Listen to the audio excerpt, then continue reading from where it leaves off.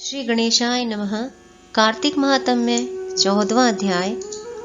नारद जी बोले, हे राजन, तब उसको इस प्रकार धर्मपूर्वक राज्य करते देखकर देवता क्षुब्ध हो गए। उन्होंने देवादिदेव भगवान शंकर का मन में स्मरण करना आरंभ कर दिया। कितने ही प्रकार से स्तुति की। तब भक्तों की कामना पूर्ण करने वाले भगवान शंकर ने नारद जी को बुलाकर देव कार्य करने की इच्छा से उनको देवपुरी भेजा। शंकर भक्त नारद भगवान शंकर की आज्ञा से देवपुरी में गए।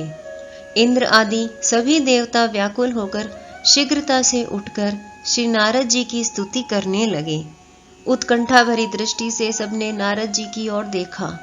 अपने सब दुखों को कहकर उन्हें नाश करने की प्रार्थना की। नारद जी ने कहा, मैं सब कुछ जानता हूँ।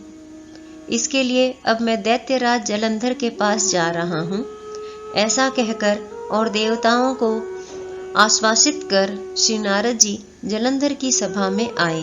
जलंधर ने श्री नारद जी के चरणों की पूजा करके हंसते हुए कहा, हे ब्राह्मण, कहिए आप कहाँ से आ रहे हैं और कहाँ कहाँ पर आपने क्या क्या देखा है, यहाँ कैसे आए हैं।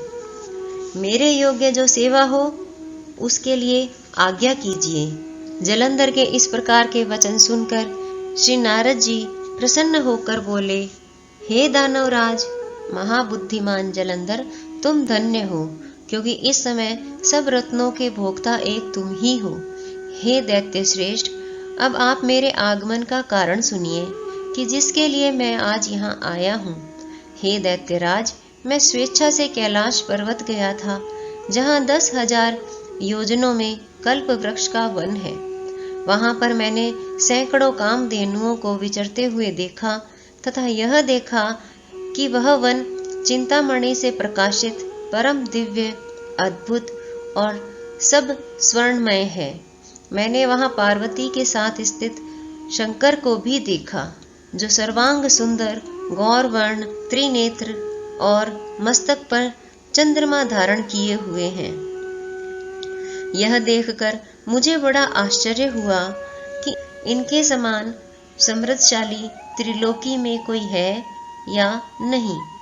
हे दैत्येंद्र, उसी समय मुझे तुम्हारी भी समृद्धि का स्मरण हो आया और उसे देखने की इच्छा से मैं तुम्हारे पास चला आया हूँ।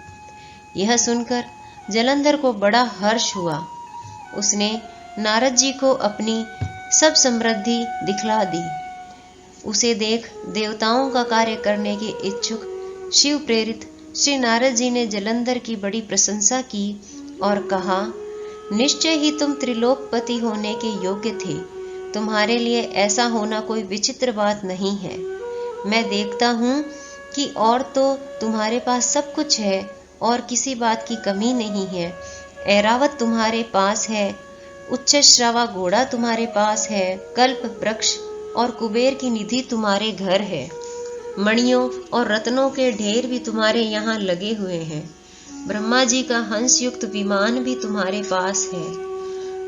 द्युलोक, पाताल और पृथ्वी, जितने भी रत्न आदि हैं, वह सब तुम्हारे ही तो हैं। मैं तुम्हारे इस प्रकार के सब रत्न आदि ऐश्वर्यों को देखकर बड़ा प्रसन्न हूँ, परंतु तुम्हारे पास कोई स्त्री रत्न नहीं है। उसके बिना तुम्हारा सब कुछ फीका है। तुम कोई स्त्री रत्न ग्रहण करो। नारद जी के इस प्रकार के वचन सुनकर दैत्यराज काम से व्याकुल हो गया। उसने नारद जी को प्रणाम करके पूछा कि ऐसी स्त्री कहाँ मिलेगी जो कि सब रत्नों में श्रेष्ठ हो। यदि ऐसा रत्न कहीं मिले तो मैं आपकी आज्ञा से उसे अवश्य लाऊंगा। नारद जी ने कहा, ऐसा रत्न तो कैलाश पर्वत पर योगी शंकर के पास ही है। उनकी सर्वांग सुंदर पत्नी देवी पार्वती बहुत ही मनोहर है। उसके समान सुंदरी मैंने आज तक नहीं देखी। शंकर से बढ़कर समृद्धिमान दूसरा कोई नहीं है। उसके इस रत्न की महिमा तीनों लोक में कहीं पर भी नहीं है। तभी तो परम विरक्त आत्माराम शंकर भी उसके वश में हो गए हैं। देवर्षि नारद उस दैत्य से ऐसा कहकर कार्य करने की इच्छा से आकाश मार्ग को चले गए। इसी के साथ कार्तिक महात्म्य का 14वां अध्याय पूर्ण हुआ। जय श्री कृष्ण।